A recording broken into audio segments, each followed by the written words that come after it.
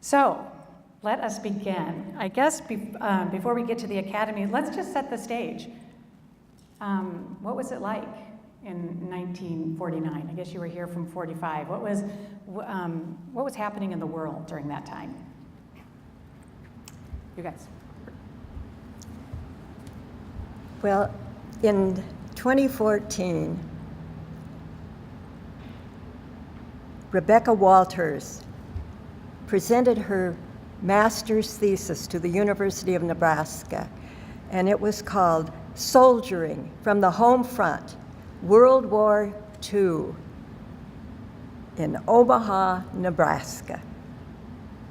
She gathered a group of older people together at St. Margaret Mary, and we had a meeting to find out what was going on. She wanted to know, Omaha, there isn't anything really written about this, and what was going on in Omaha. Among the group were Madeleine, John Neary, Barb Thompson, Dave Frenzer, and several others, and I. And it took us back to 1941 to 45, the years of the war, and all that happened in that time. In 1945, August, Mom and Dad took us to Okoboji. It was the first vacation that we had had in 4 years because there was not enough gas. But he saved gas, and we went to Okoboji. In a couple of days, we found that war was over. We were so grateful. Everybody was so joyful. We were so happy, but it got a little out of hand. People were down on the dock shooting off guns. So Dad took us home, and we got all piled in the car, ready to leave with all the guns, and he said, we'll stop on the way to get gas. This is the next day, you know, and everything was closed. There was no place to get gas. So he said, well, you better start praying that we will at least get to the driveway. And that's exactly what happened. Boy, did we pray. And we did get to the driveway. In 2 weeks, Madeleine, Marilyn, and I were among the freshman class of Duchesne. And I did not want to go to Duchesne. All of my fellow students, all 7 of them from Field Club School, were going to Central. So why can't I go to Central? Because you're going to Duchesne, was the answer. And I began to think, well, it won't be so bad. Madeleine will be there, yeah. And I'll get to wear a uniform. Madeleine got to wear a uniform all through St. Margaret Mary. And so I was really pleased about that.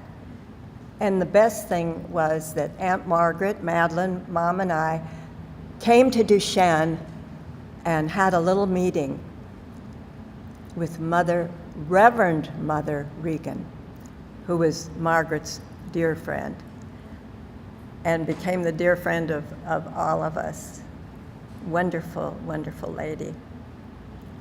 And so we started Duchesne. And what I found was that I didn't know how to study. I went home and cried every night. You don't learn how to study in public grade school, but you did in Catholic grade school. Madeleine knew how to study, and Marilyn knew how to study, but I didn't. And that dear Mother McElligott, who became, to me, one of the dearest, they were all loved and wonderful, but she was really special. She took me aside and said, Nancy, would you stay after school? I want to talk with you about something. I was terrified. She was the mistress of discipline, the surveillant. What did I do to... She was so dear. I know you don't know how to study, and I'm going to teach you. What we'll do is every day for a little while, we will talk about how to study, and however long it takes. She was wonderful, and I always loved her. By the end of the month, I loved Duchesne. So, but that's what was happening for me. You know, what we were used to was rationing, gas, tires, sugar. We did drives. We were scrappers. The tin, you know, and all of that. Henry Dorley started that for the whole country, the drives. So that's what we were used to, and I think it made us more responsible, don't you? Do any of you recall what the tuition was at Duchesne at that time? Did The tuition? I don't. I remember college tuition in '49 was $300 a Yes. year. Right. And in '49, $600 a year if you wanted to go to Harvard. Oh, wow. Yeah. And in '49, gas was 17 cents a gallon. Bread, Madeleine and I were really interested in that. Our fathers were bakers. Bread was 14 cents a loaf.